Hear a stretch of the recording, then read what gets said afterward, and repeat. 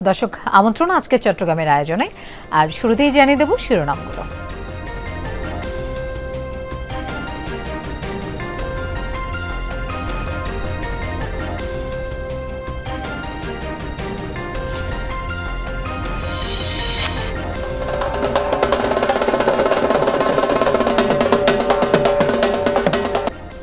মহাসপ্তমীতে উৎসব মুখর পূজা মণ্ডপ, বিহিত পূজার মাধ্যমে দেবীর বন্দনা, ব্যক্তি পরিবার ও বিশ্বের মঙ্গল প্রার্থনা ভক্তদের।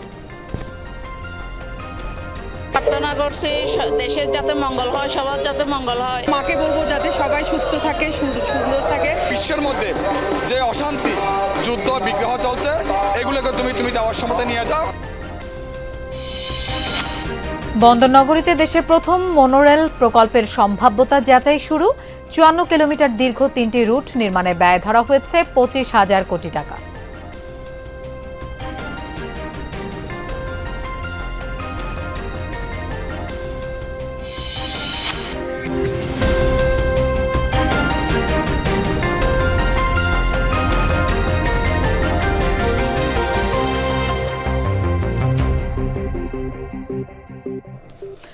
এতক্ষণ শিরোনাম দেখছিলেন, আপনাদের সঙ্গে থাকছি আমি মৌসুমী আহমেদ লোপা। এবার যাচ্ছি পুরো খবরে। ধীরে ধীরে স্বাভাবিক হচ্ছে পার্বত্য জেলা খাগড়াছড়ির পরিস্থিতি। বলবৎ রয়েছে অনির্দিষ্টকালের ১৪৪ ধারা। জোরদার করা হয়েছে নিরাপত্তা ব্যবস্থা। আইনশৃঙ্খলা রক্ষাকারী বাহিনীর প্রহরায় সীমিত আকারে ছাড়ছে দূরপাল্লার যানবাহন। সাজেকে ৩ দিন আটকে পড়া পর্যটকরাও ফিরতে শুরু করেছেন। খাগড়াছড়িতে এই ঘটনার জন্য ভারতের ইন্ধনকে দুষছেন স্বরাষ্ট্র উপদেষ্টা।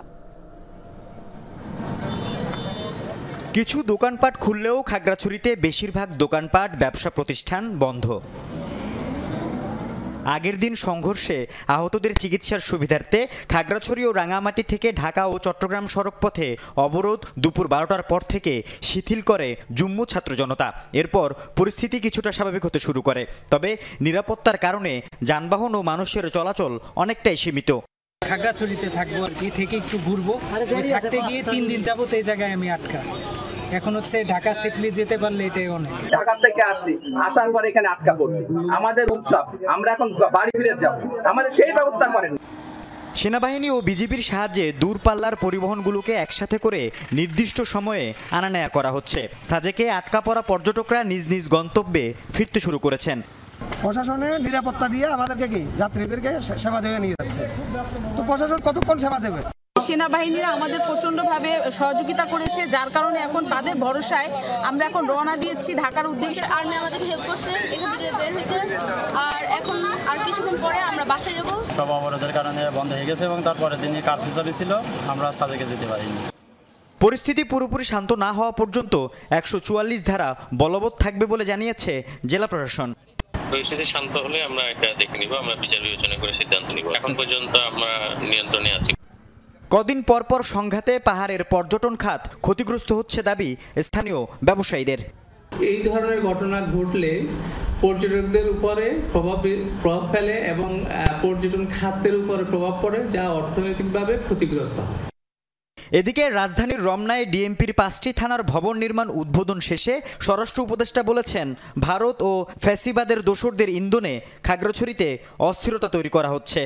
যে উৎসবটা যেন ভালোভাবে এবং ধর্মীয় উদ্দীপনার সাথে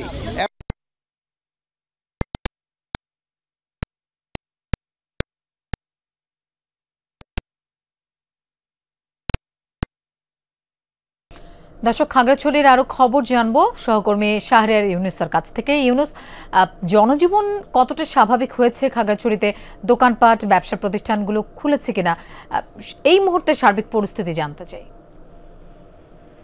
লোপা, এখন পর্যন্ত যদি বলি তাহলে জনজীবনে স্বস্তি ফিরতে শুরু করলেও এক ধরনের আতঙ্ক, উদ্বেগ কিন্তু আমরা দেখতে পাচ্ছি। আমি আপনাকে দেখানোর চেষ্টা করছি, এই এলাকাটিতেই গত শনিবারে গত 2 দিন আগে হামলার ঘটনা ঘটেছিল এবং এখান থেকে মূলত একটু সামনে উপজেলা এলাকা থেকেই প্রথম দফায় সংঘর্ষের সূচনা হয় এবং এই এলাকাটিতে আপনার ভাঙচুর, দোকান ভাঙচুর, অগ্নিসংযোগ করা হয়। সেই দৃশ্যটুকু আপনাকে দেখানোর চেষ্টা করছি। এখানে দেখতে পাচ্ছেন আপনি যে অনেকগুলো দোকান ভাঙচুর করা হয়েছে, এখানে দোকানের জিনিসপত্র বের করে আগুন দিয়ে জ্বালিয়ে দেওয়া হয়েছে।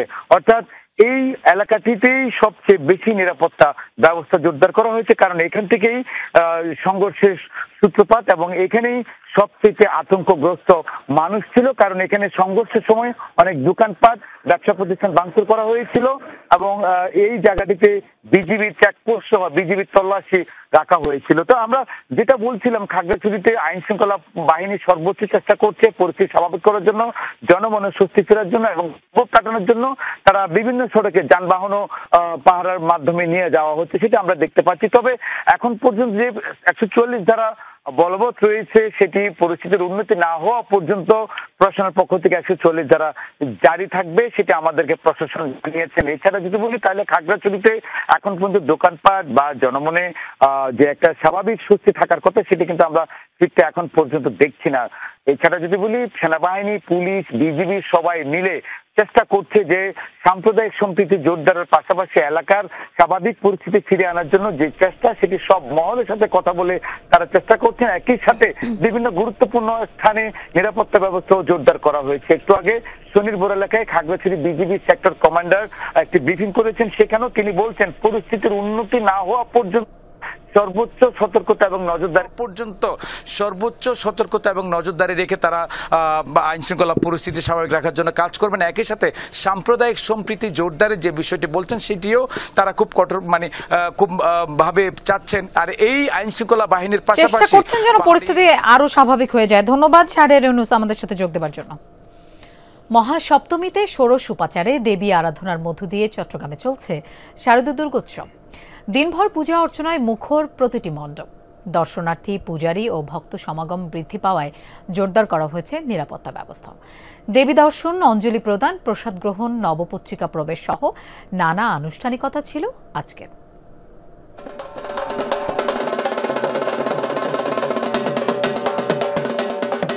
উলুধ্বনি, ঢাকের তাল, চণ্ডীপাঠে মুখর চট্টগ্রামের সব পূজা মণ্ডপ। সকালে নবপত্রিকা প্রবেশ, দুর্গার চক্ষুদান, কল্পারম্ভ, বিহিত পূজা সহ নানা আয়োজন চলে মহাসপ্তমীর প্রথম প্রহরে। অর্চনা শেষে অঞ্জলি প্রদান করেন ভক্তরা। আমার হাজবেন্ড সংকল্প করছে, তাই এরপর অঞ্জলিটা হবে, রাত্রে ঘুরতে যাব, এটাই আর কি। প্রার্থনা করছি দেশের যাতে মঙ্গল হয়, সবার যাতে মঙ্গল হয়, সবাই যাতে সুখ শান্তিতে থাকতে পারি। সকালে আমরা সকলে এসে এখানে পুজোর সংকল্প কাজ করেছি আর সারাদিন সকাল 12:30টায় অঞ্জলি আছে, মায়ের চরণে অঞ্জলি দিয়ে। বেলা বাড়ার সাথে সাথে মণ্ডপে মণ্ডপে বাড়তে থাকে ভক্তদের ভিড়। দেশ ও জাতির মঙ্গল কামনায় প্রার্থনা করেন সবাই। এটাতে প্রথম এসেছি, এটাতে ঘুরে দেন আশেপাশে যতগুলো পূজা মণ্ডপ আছে সবগুলো ঘোরার ইচ্ছা আছে। এখানে ঘুরে খাওয়া দাওয়া করে তারপর আবার অন্য জায়গায় যাব, সারাদিন ঘোরার মধ্যেই থাকবো। মাকে বলবো যাতে সবাই সুস্থ থাকে, সুন্দর থাকে, পরিবেশ যাতে সুন্দর থাকে, দেশের অবস্থা যাতে ভালো থাকে। অশুভ শক্তির বিনাশে এই পূজার আয়োজন জানালেন পুরোহিত। পূজার পরিবেশ এখন পর্যন্ত সন্তোষজনক বলছেন আয়োজকরা। অঞ্জলি প্রদানের মাধ্যমে আমাদের সপ্তমী পূজা শেষ করব। এই দেশটাকে তুমি সুখ, শান্তি, সমৃদ্ধি, শস্য শ্যামলা করে দাও। এই বিশ্বের মধ্যে যে অশান্তি, যুদ্ধ, বিগ্রহ চলছে, এগুলোকে তুমি যাওয়ার সময় নিয়ে যাও। এবার চট্টগ্রাম মহানগরীতে 292টি এবং জেলায় 1614টি মণ্ডপের সবকটিতে থাকছে সেনাবাহিনী, নৌবাহিনী, বিজিবি, র্যাব ও পুলিশের নিরাপত্তা। কোনো ধরনের নাশকতা বা দুষ্কৃতিকারীর যদি সন্ধান পান কিংবা সন্দেহ হয়, এই ধরনের কোনো ব্যক্তিকে যদি পান, অবশ্যই আমাদের হেল্পলাইনে ফোন করে যোগাযোগ করবেন। দুপুরে গোসাইলডাঙ্গায় পূজা মণ্ডপ পরিদর্শন করেন নৌবাহিনীর চট্টগ্রাম অঞ্চলের commander rear admiral Moinul Hasan. Al Amin Sikder, Jamuna news, Chittagong. দর্শক, এবার পূজা উদযাপনের খবর জানবো আমাদের সহকর্মীদের কাছ থেকে। আমরা শুরুতেই বান্দরবানে যেতে চাই, সেখানে আছেন সহকর্মী বাটিং মার্মা। বাটিং, মহাসপ্তমী আজ, কি কি আনুষ্ঠানিকতা এই মুহূর্তে চলছে, মণ্ডপে আসা ভক্তরা কি বলছেন? লোপা আনুষ্ঠানিকতায় মানে আজকে সপ্তমীর দিনে এই সকাল থেকে আপনার এই দেবীর সামনে পূজা অর্চনা, প্রসাদ বিতরণ, কাঁসাবাজি, ঢোলবাজি, তাদের যে আনুষ্ঠানিকতা ছিল সেটি সকাল থেকে প্রায় 11:30টার মধ্যে শেষ হয় এবং এখন চলতেছে মূলত আপনার এই আরতি প্রতিযোগিতা। আপনি দেখতেছেন এই যে আমার পাশে এই পাশ হচ্ছে আপনার এই মুহূর্তে কিন্তু আরতি প্রতিযোগিতা চলতেছে এবং বাইরে কিন্তু আপনার এই সাত সকালে তারা সকাল 9টা থেকে দুপুর 2টা পর্যন্ত ছিল এই চক্ষু শিবির তারা যে বিনা পয়সায় চিকিৎসা সেবা এবং দাঁত, চক্ষু, বিভিন্ন রোগে, গাইনি সহ বিভিন্ন রোগে তারা কিন্তু এই চিকিৎসা সেবা দিয়ে তারা অনুষ্ঠানটা সাজিয়েছে এবং এবারে কিন্তু প্রথম এই চক্ষু শিবির, কারণ এই যে দেবী দুর্গাকে গতকাল এই চক্ষু স্থাপনের পর থেকে তারা কিন্তু এই চক্ষু শিবিরের আয়োজন করেছে এবং আপনি দেখেন যে বান্দরবান আসলে দক্ষিণ চট্টগ্রামের বৃহত্তম কি বলে পূজা মণ্ডপ বলা যায়। আপনি দেখেন যে বাইরে এত সুন্দর করে তারা কিন্তু বেশ সুন্দর একটা মেলার আয়োজন করেছে এবং আপনি যদি বলেন যে এখানে নিরাপত্তার দিক থেকে যদিও বা পার্বত্য এলাকায় খাগড়াছড়িতে নানা ঘটনা ঘটলেও কিন্তু বান্দরবানে বেশ সুন্দরভাবে অনুষ্ঠান হচ্ছে এবং দেখেন আপনি এই ছেলেদের জন্য রাইড থেকে শুরু করে সব কিছু তারা কিন্তু সুন্দরভাবে বান্দরবান অনুষ্ঠানটা হচ্ছে এবং আপনাকে একটা জিনিস বলে রাখি যে নিরাপত্তার খাতিরে আপনার র্যাব থেকে শুরু করে পুলিশ, র্যাব, সেনাবাহিনী সব বা কিন্তু সাদা পোশাকে গোয়েন্দা লোকজনও কিন্তু আমাদের এখানে আছে। আপনার নিরাপত্তার কথা যদি বলতে হয় তাহলে আপনার মোটামুটি বান্দরবানে এবারের যে দুর্গোৎসবটা কিন্তু খুব শান্তিপূর্ণভাবে অনুষ্ঠিত হচ্ছে। লোপা বাটিং, আপনাকে ধন্যবাদ আমাদের সাথে যোগ দেওয়ার জন্য। আমরা এবার কক্সবাজারে যেতে চাই এহসান আল কুতুবির কাছে। এহসান, কক্সবাজারের দুর্গোৎসবের আয়োজন কেমন দেখছেন? কতটা শান্তিপূর্ণভাবে পূজা উদযাপন করতে পারছেন ভক্ত অনুরাগীরা?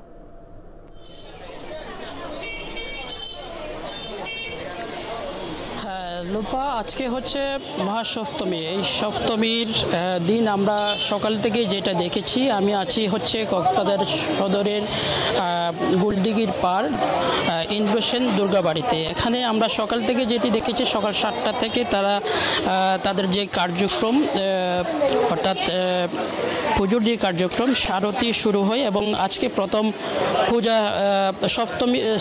ষষ্ঠীর মাধ্যমে পূজার যে কার্যক্রম সেটি শুরু হলেও কিন্তু সপ্তমীতেই তাদের পূজার যে কার্যক্রম সেটির মধ্যে আছে কাসর, ঘণ্টা, শঙ্খ আর উলুধ্বনি ভোর থেকেই। এবং তারা যেটি বিশ্বাস করে সেটি হচ্ছে এবার কিন্তু ভক্তদের যে কষ্ট দুঃখ সেটি দূর করার জন্য দেবী দুর্গা এসেছেন হাতের পিঠে চড়ে এবং বিজয়া দশমীর দিন তিনি পালকিতে চড়ে তিনি চলে যাবেন, এটি তারা বিশ্বাস করে। আমরা আজকে সকাল থেকে দেখছি পূজা মণ্ডপে, প্রত্যেকটি মণ্ডপে কিন্তু প্রচুর পরিমাণে ভিড় রয়েছে। কক্সবাজারে কিন্তু কক্সবাজার জেলায় এবার 317টি পূজা মণ্ডপে পূজা হচ্ছে এবং কক্সবাজার সদরেই শুধু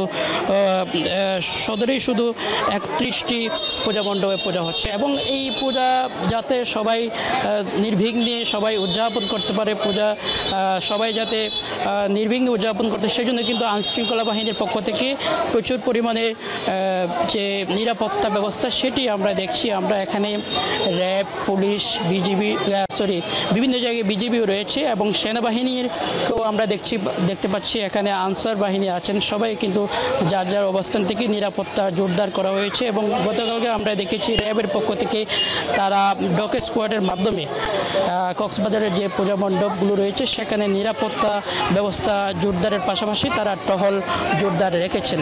সব মিলিয়ে বলতে পারি পূজার যে কার্যক্রম সেটি সকাল থেকে আজকে সকাল 7টা থেকে যে শুরু হয়েছে 11টা পর্যন্ত ছিল এবং আবার কিছুক্ষণের মধ্যেই কার্যক্রম শুরু হবে, চলবে 11টা পর্যন্ত। এহসান, আপনাকেও ধন্যবাদ আমাদের সাথে যোগ দেওয়ার জন্য।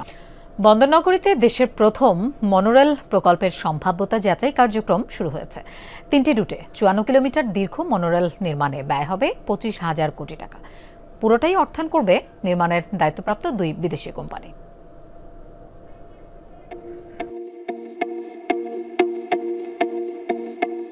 অপেক্ষার প্রহর শেষ হতে যাচ্ছে চট্টগ্রামের মানুষের। শুরু হয়েছে মেট্রো রেলের আদলে আধুনিক মনোরেল নির্মাণের তোড়জোড়। চট্টগ্রামে 54 কিলোমিটার দীর্ঘ 3টি রুটে মনোরেল নির্মাণ করতে যাচ্ছে জার্মান ও মিশরের joint venture company Wascom peninsula consortium এবং আরব কন্ট্রাক্টর গ্রুপ। অর্থায়ন ও বাস্তবায়নও করবে তারা। ব্যয় হবে 25,000 কোটি টাকা।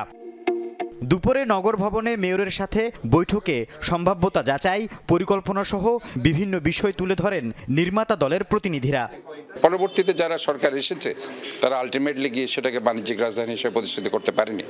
তো আমাদের এই চিন্তায় আমাদের থাকবে যাতে সত্যিকার অর্থে এই চট্টগ্রাম যাতে একটা বাণিজ্যিক রাজধানী হয় এবং চট্টগ্রাম বাঁচলেই বাংলাদেশ বাঁচবে। পরে সিটি কর্পোরেশনের প্রকৌশলী টিমকে সাথে নিয়ে নগরীর টাইগার পাসে সম্ভাব্যতা যাচাইয়ের ফিল্ড ওয়ার্ক শুরু করে প্রতিনিধি দলটি। বিজার অনুমোদন সাপেক্ষে মেয়রের সঙ্গে প্রাথমিক আলোচনা করে ওনাদের অনুমতি নিয়ে আমরা ফিল্ড সার্ভে করতে যাচ্ছি। ফিল্ড সার্ভে ফিজিবিলিটির একটা অংশ। ফিল্ড সার্ভে করছি আমরা কনস্ট্রাকশনের জন্য, মানে আমরা করবই। প্রাথমিক প্রস্তাবনা অনুযায়ী মেট্রো রেলের চেয়ে মনোরেলে অর্থ সাশ্রয় হবে 40%। এক চাকার হওয়ায় লাগবে না বেশি জায়গা, গন্তব্যে পৌঁছাতে সময়ও কম লাগবে। টাইমগুলো সেভ করে কাজে মনোনিবেশ করতে পারি তাহলে আমরা অনেক এগিয়ে যাব। সোজা কথা, এটা একদম সিম্পল জিনিস। তো এটা আমরা একটা এস্টিমেট করে দেখেছি অন্তত মোর দেন 50% টাইম এটাতে সাশ্রয় হবে। কালুরঘাট থেকে বিমানবন্দর পর্যন্ত 26.5 কিলোমিটার, সিটি গেট থেকে কর্ণফুলী সেতু পর্যন্ত 13.5 কিলোমিটার এবং অক্সিজেন থেকে ফিরিঙ্গি বাজার পর্যন্ত 14.5 কিলোমিটার, এই 3টি রুটে চলবে 8 জোড়া মনোরেল। আল আমিন শিকদার, যমুনা নিউজ, চট্টগ্রাম।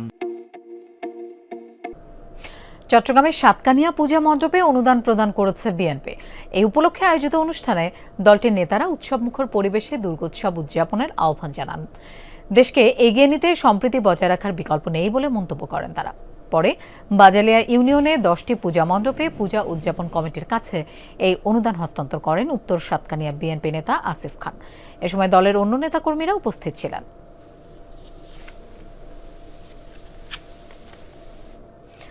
নানা কর্মসূচির মধ্য দিয়ে চট্টগ্রামে পালিত হয়েছে বিশ্ব হার্ট দিবস।